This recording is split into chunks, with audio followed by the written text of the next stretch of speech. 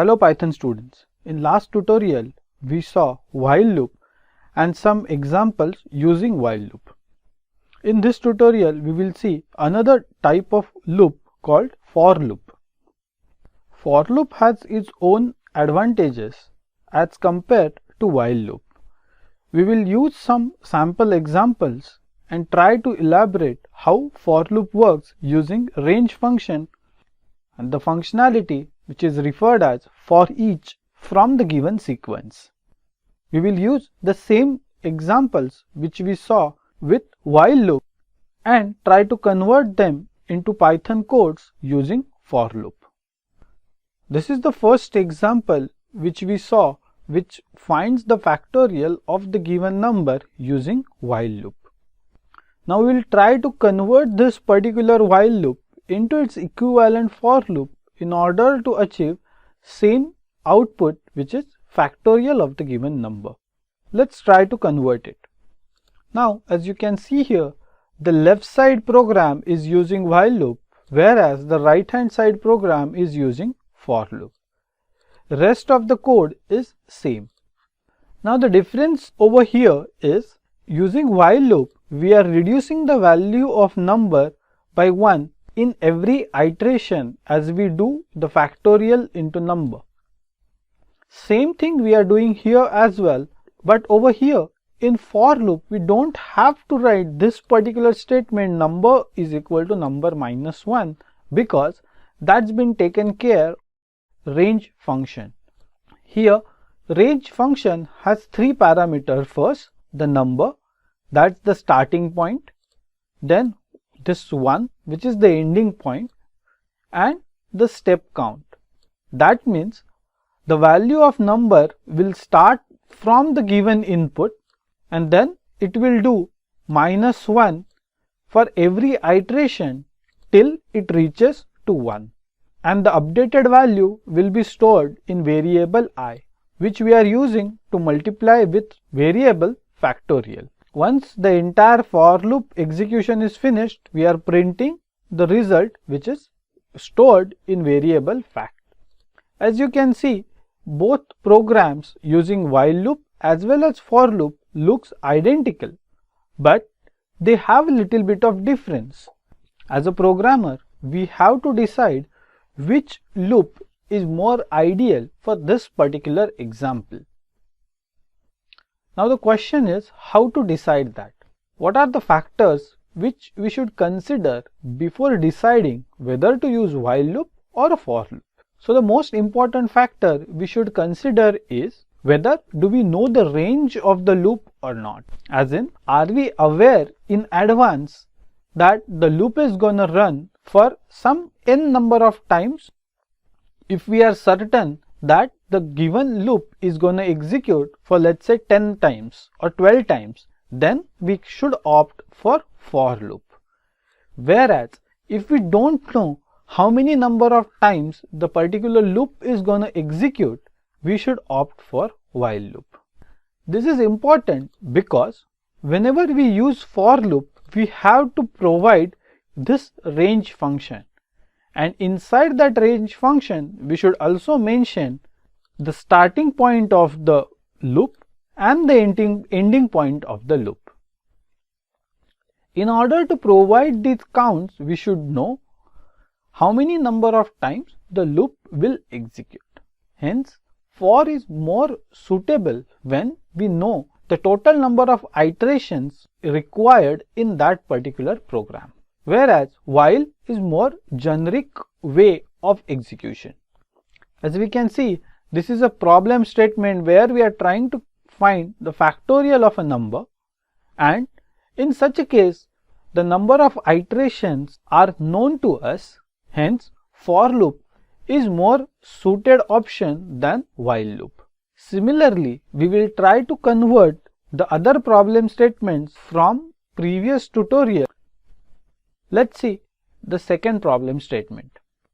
Find the number of digits in the given number. In this program, we are calculating the number of digits from the entered number.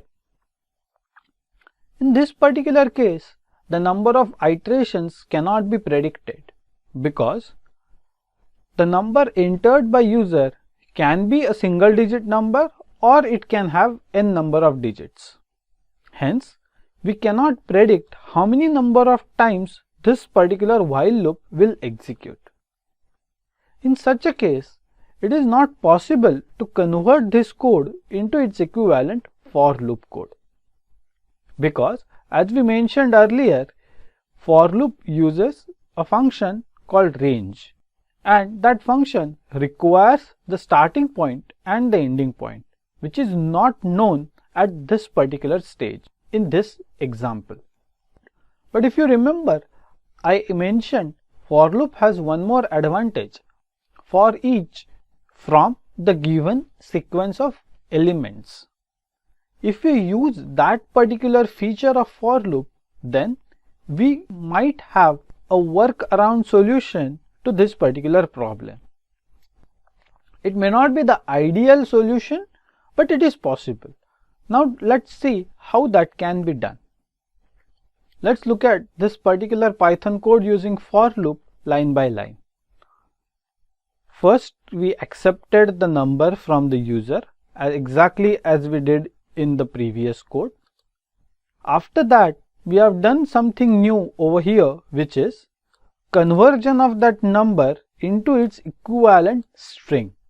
The function str will convert this particular number into its equivalent string form, and it will get stored in variable strnum. For example, if we have a number 1234, then its string equivalent representation will have 4 different characters. First character will be 1, second is 2, third is 3, fourth is 4. For loop can be used to iterate over such a string representation using the feature I mentioned earlier called for each. Now let's see how that works. For C, as in for each character C in strnum, do digits is equal to digits plus 1. As in, for every character in strnum, a C will have one value, which means in first iteration the value for C will be 1, in second iteration value for C will be 2, in third iteration the value for C will be 3, and for fourth iteration the value in C will be 4, because that's the string value we are storing in this particular variable. As the iterations are happening, we will increment the variable digits, and once the loop is finished, we will print the value digits. As I mentioned earlier, this is not the ideal version of writing Python code for this problem statement, but still it is possible using for loop. Now let's move on to next problem statement which we saw earlier. Third problem statement, reverse the digits in the given number. In this example as well, we cannot predict how many number of times this particular while loop will execute. Hence, the range function cannot be defined. Hence, we have to opt for second feature of for, which is for each. In this case as well, we have to convert the given number into its equivalent string representation as we did in the previous example. Now let's look at this particular Python code using for loop. We accepted the number from the user, then we converted the absolute value of that number into its string form. We defined one reverse variable, which if you see over here, it is a empty string. As we are doing all operations using strings, the output which is stored in a reverse variable will also be a string. Then we will iterate over this particular variable which stores the string using character C. Every time we get a new character, we are going to append that character along with a reverse. For example, if our input number is 1234, then this absolute string will hold a string with 4 characters 1, 2, 3, 4. And in first iteration, the variable c will hold the first character from that string, which is 1. Then we will do reverse is equal to c plus reverse. This particular operation will concatenate c, which is 1, and reverse, which is empty. Hence, the value which is stored in variable reverse will be 1. In second iteration, value of variable c will be 2. Then we will do 2 plus reverse, which is 1. Hence, 2 concatenation 1 will become 2, 1. Next value for c will be 3. So, we will do 3 plus 2, 1, which will result into 3, 2, 1. And then in last iteration, c will hold value 4, and we will do 4 plus 3, 2, 1, which will result into 4, 3, 2, 1, which is the expected output. Now, in order to preserve the sign of the original number, we will check whether the number is greater than equal to 0 or not. If the original entered number is greater than or equal to 0, we will simply print the variable reverse, or else if it's a negative number, then we will append a negative sign, and then we will print the string representation of the reversed number. Once again, this is not the ideal way of writing the Python code. The most suitable program for this particular problem statement is using while loop, which is on the left side of the screen. Now let's look at the fourth example which we saw earlier. Problem 4. Find whether the entered number is palindrome or not. In case of palindrome program, we actually use the previous program which was reversing the digits in the number, and then we compared those two numbers, and if they are equal, we called it a palindrome, and if not, then we called it not a palindrome. Hence, in this case as well, we cannot predict how many number of iterations are required in order to reverse that number. Hence, it is not possible to define the range function for loop. Therefore, again we will convert the input number into its equivalent string representation and then try to execute using for each feature of the for loop. The right side program is doing that. It is converting the input number into its string representation. Then using for each functionality of for loop, we are reversing the characters in the given representation of the string number. Then we will check whether the original number is less than 0 or not. If that's the case, we will append a negative sign before the number. Then we will compare the original number with the reverse number, and if they are equal, then we will print palindrome, else not a palindrome. If you look at this particular if condition, there is a small change as compared to previous code which we did using while loop. We are comparing the original number with its reverse number directly, whereas over here we are converting the reverse number into its equivalent integer form, then we are comparing. Because as we can see, the reversed variable is defined as string, and you cannot compare a number with string. Hence, we have to convert that string back to its equivalent integer form, which is the opposite operation of what we did over here. Then the equality check operation will execute correctly, and we will get the accurate result whether it's palindrome or not. Similar like previous two problem statements, this particular code using for loop is also not an ideal representation of this particular problem statement. Hence, it's better to write this program using a while loop. Based on these examples and the analysis what we did just now, we can say finding the factorial of the given number can be done using for loop, whereas it is recommended to use a while loop in order to solve remaining 3 problem statements. Now let's consider few more problem statements, and without writing a Python code, we will try to analyze which loop is more suitable for that particular Python program. Fifth problem statement, accept integers using input function to find max until the input is -1.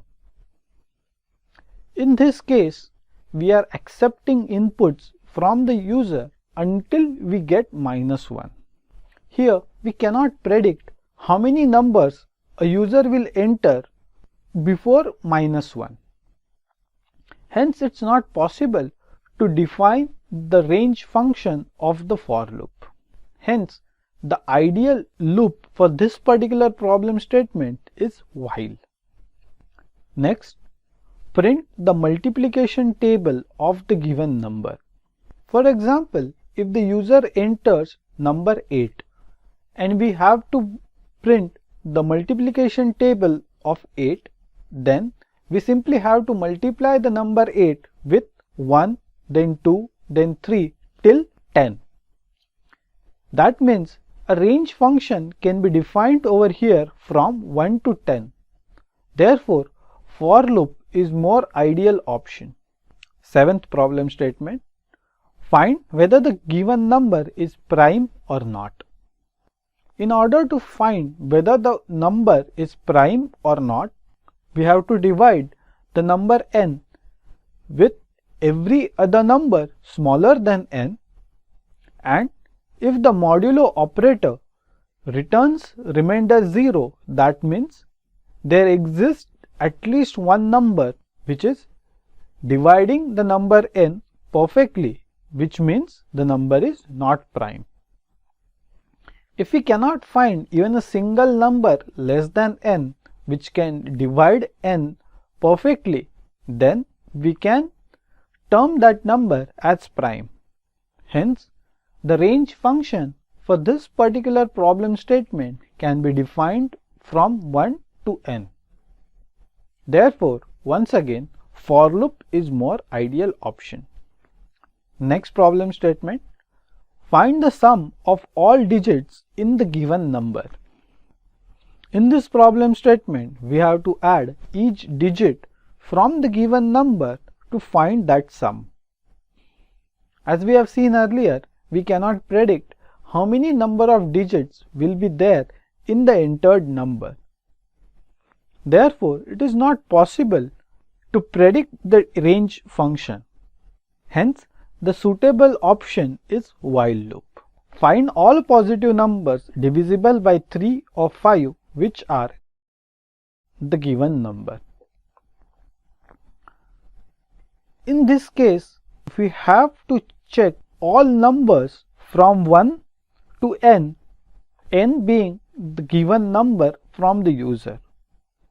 Hence, it is easy to define the range function. Therefore, we will opt for loop. Last problem statement, find all factors of the given number. In order to find the factors of any given number, we have to divide that particular number using all the numbers less than the number itself. In such a case, once again, it is easy to define the range function. Hence, we will go with for loop. Based on this analysis, one can choose between while and for loop depending on how the problem statement is getting executed. Thank you for watching this tutorial. Happy learning.